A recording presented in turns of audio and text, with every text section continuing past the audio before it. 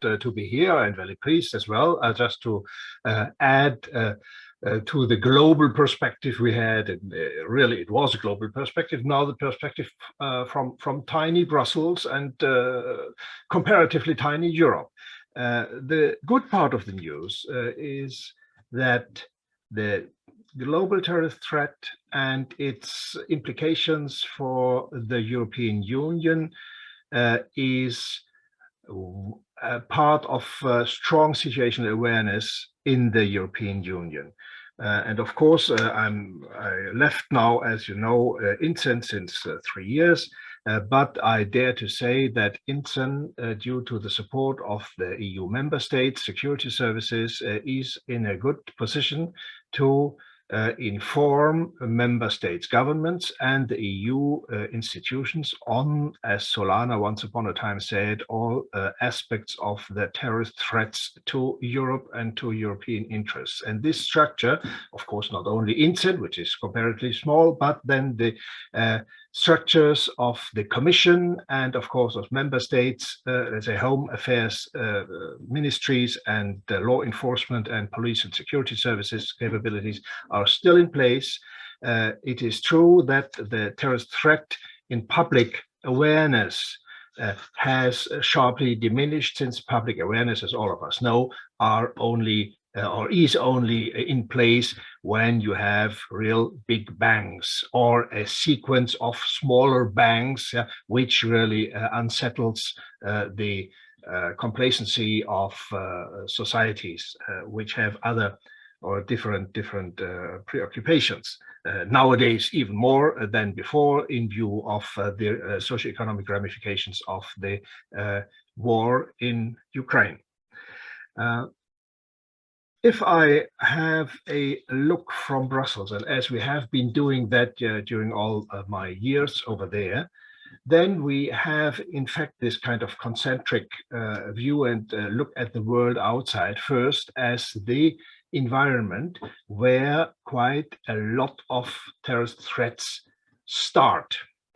We differentiate, of course, between the homegrown situation and then the external situation. But as we already heard, the external situation surrounding Europe in concentric circles is far more unsettled and far more unsettling as well than the present situation in Europe itself, which is only, let's say, it's not really good news, because if we look at the situation in Afghanistan, and if we look especially at the situation in North Africa, we have indeed large, not North Africa, sub-Saharan Africa, I should add, we have really large ungoverned spaces where you really can organize yourselves. What we just heard is from Ambassador Fitton-Brown is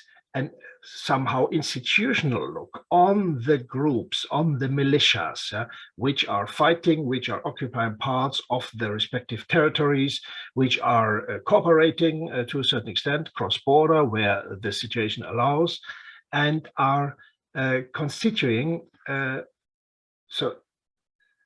governed places, ungoverned places governed by themselves, creating safe havens for themselves, and of course, and this is then the major risk, safe havens for single or smaller subgroups of terrorists, which are not interested in fighting the respective local wars or regional wars, but are interested in preparing themselves to fight against the old enemy. That means the non-Muslim, the European, the imperialist, the Zionist, you can name them as well, either in their place.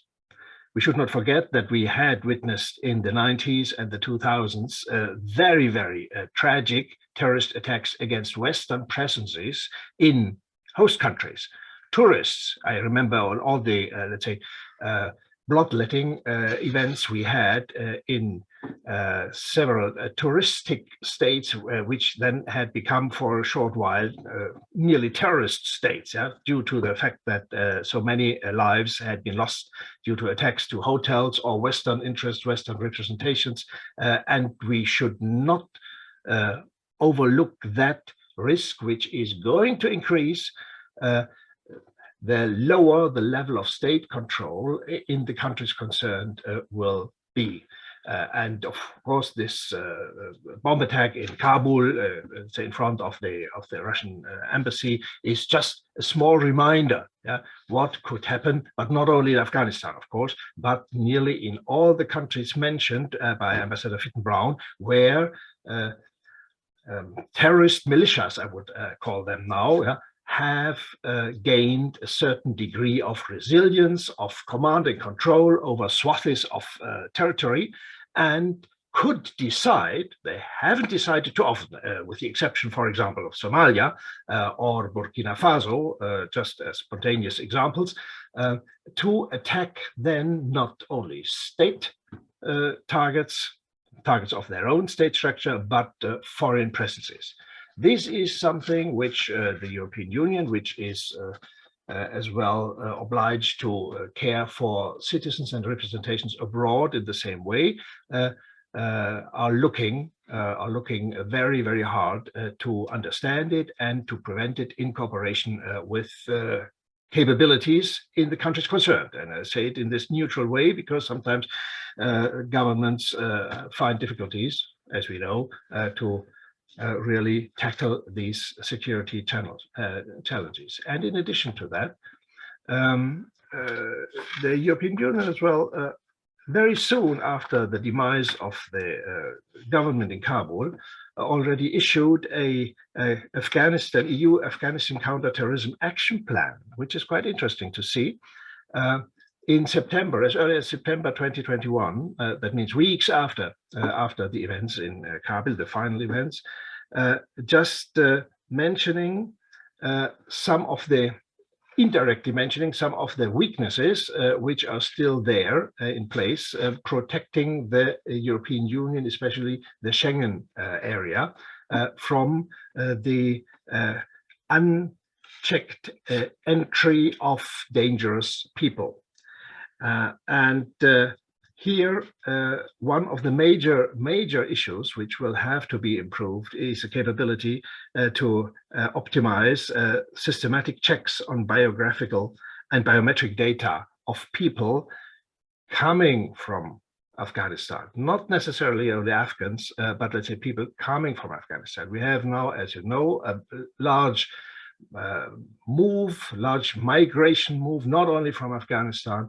And the major question is, who among all those who need support, who need help, who among of those might have second thoughts of their mission when they arrive to Europe? Not immediately after arrival, but then in due time.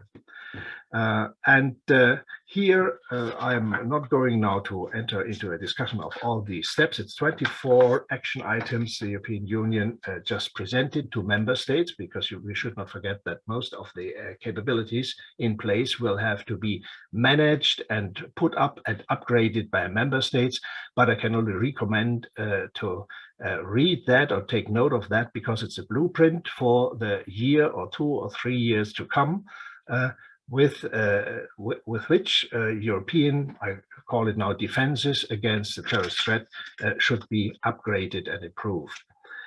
If we now look to the threat inside Europe and to Europe from outside, very many things Ambassador Fitton-Brown already mentioned. So in that regard, I would just take 4 or 5 headlines, which we could later on, let's say, elaborate. We still have, of course, the problem of potential homegrown terrorism. It's quite clear. Homegrown terrorism, which is, of course, a major challenge due to the fact that you need to find the unknown unknowns. people who are self-radicalization, the lone actors, let's call it this way, many of them are lonely in their acts, but not necessarily lonely in the preparation, in the mental or in the self-radicalization preparation of the act. You know as well that one element of an increased self-radicalization is being considered as a result of the COVID-19, of the corona problematic, having people confined to their homes and to their PCs or their laptops, here, due to the pressure, to the socio-economic pressure, the personal pressure, there is obviously, or has been an inclination to indulge in radical thoughts and attitudes, not necessarily connotated with Islamism, but as well with Islamism. And we are talking today on the Islamist terrorist threat and not, for example, about the right-wing terrorist threat, which has sometimes very similar potential and similar structures in its developing terrorist protective actors. So first of all, homegrown terrorism is still and remains a problem for most of the countries concerned in the European Union. We have the returning foreign terrorist fighters either from prisons, Ambassador Fitton-Brown already mentioned. These are thousands as a potential, of course, not already running around and fooling around, but they need not to return directly to their countries of origin. If they do so, the risk for them of being detected, identified, arrested, and sued, if there is a legal basis, is not that low. Then they are going to join all those, again in their hundreds or low thousands, if we look at the whole European Union, of comrades who had already been arrested, sued, and imprisoned, and are now, from year to year, since these had not, most of these prison terms had not been long-term prison terms, are going to be released. The problem as well had been well understood, of course, in principle, since years. The issue is only finding solutions which work. That means a kind of de-radicalization attempts in prisons with very various results, to put it mildly. This is acknowledged, but does not remove the problem that you may have a substantial number. And if we are talking about a terrorist threat, you don't need hundreds to perpetrate an attack. You only need, let's say, one single actor or a small, very small group of actors. Remember all these major attacks we had in the 2014, 15, 16. These had not been dozens of people. And even 9/11 had not been, let's say, an attack which was perpetrated by hundreds of people. So the nuisance capacity nowadays with modern technology or even only bladed weapons is considerably high. So we have this as a second major risk and sometimes potential threat. That means returning foreign terrorist fighters from the prisons, for example, abroad, from these detention camps we have in Syria and in Iraq, as well as released convicted prisoners with a terrorist offense background. The next one is indeed that we will have to look into the new hotbeds, which are not anymore that new. Ambassador Fitton-Brown mentioned already in the Sahel zone, in the Horn of Africa, and of course in South Asia. You have now a situation where Western-supported governmental security pressure on networks, terrorist networks or terrorist militias over there. We should not overlook that most of them are militias and working as a militia in trying to gain ground and trying to topple a government, not necessarily indulging at that phase in international, transnational terrorism. But they are creating and have been creating safe havens for themselves and for people whom they consider as their friends and their allies. And we should not forget that, for example, the stability of the old Afghan veterans networks, and that means the Afghan veterans having fought in the 90s, up to the 90s, during the 90s in Afghanistan, from all walks of life and all countries, all Muslim countries in the wider Muslim world, they are still there. They have only become 10 to 15 or even 20 years older, who has not perished, who has not been imprisoned. Part of them as well, at least, are still over there. They have sometimes, look at the example of Libya, found their way into not state structures, but proto-state structures over there. Libya is one major conduit until this very day, due to its fractured nature, for people coming from the Sahel countries. I don't hint now at the migrants, but as people from terrorist networks, single ones, tiny groups, which could well make use of old, reanimated connections, good friends, just moving and trying to cross the Mediterranean the direct or indirect way or the other. Again, it won't probably big numbers to all likelihood, but it is a large milieu, a large transnational milieu, which is built on transnational mutual support. And this support, there are quite interesting studies about that, that of course affiliation to one group, whichsoever, does not mean to overrule the interpersonal networks you have. We should, in methodological terms, in terms of methods, we should have a look very closely to people who formed their interpersonal networks, even if they then ended up, the ones in al-Qaeda or the others in Daesh or other groups, which on the one hand are fighting each other and killing each other, but on the other hand, just have a shared background, a shared ideology, a general ideology, and a shared sense of solidarity when it comes to go against a common enemy. And the common enemy is then not the rivaling group, but it is the third party. That means the infidels, whosoever you want to name them, or let's say countries against whom they have their personal grievances, which are then lifted to an ideological level. So this kind of perpetrators, small groups of potential perpetrators, moving in this, as the French would say, nébuleuse islamiste, transnational nébuleuse islamiste, this is still a persistent threat, and it is very difficult, that's the bad part of the news, very difficult to substantiate until it's too late. You need high resolution intelligence in a world which is not very open to Western eyes, as you can easily understand.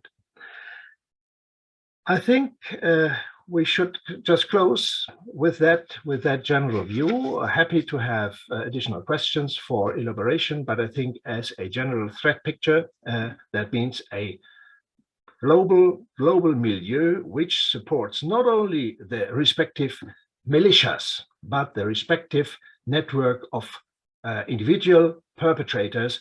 This is a feature which will accompany our present and future for a foreseeable time. Thank you very much.